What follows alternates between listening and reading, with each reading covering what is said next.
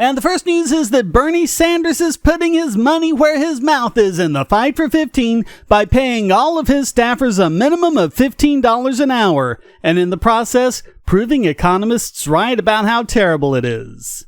Yes, the millionaire 1%er with 3 homes will pay his staffers more per hour, but they will also have their hours cut, meaning they'll have to do the same amount of work in less time, meaning they won't actually make more money overall, and they'll be overworked in the process.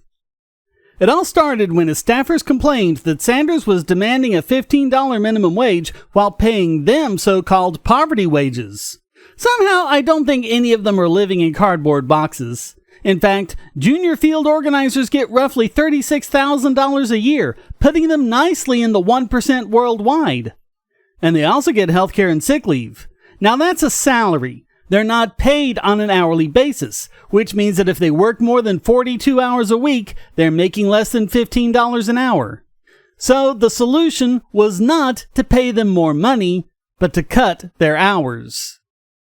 Sanders told the Des Moines Register, quote, "It does bother me that people are going outside of the process and going to the media. That is really not acceptable. It is really not what labor negotiations are about, and it's improper." Oh, wow. Did you not like it when they exposed your hypocrisy? Poor widow baby. Aaron Colin of The Blaze wrote, "This situation is an instructive example of the downside of more than doubling the minimum wage.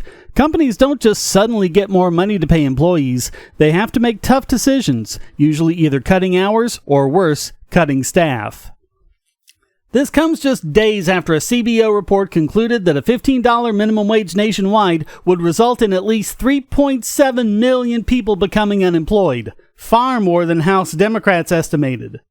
Those lucky enough to keep their jobs will have more duties piled on them as a result.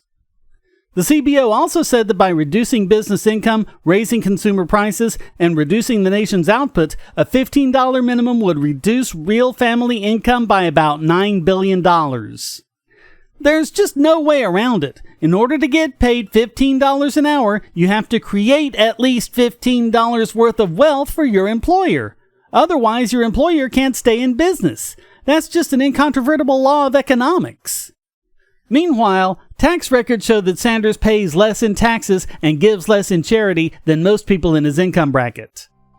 But it's nice to see people being given a dose of reality. Hopefully more of them will learn the lesson.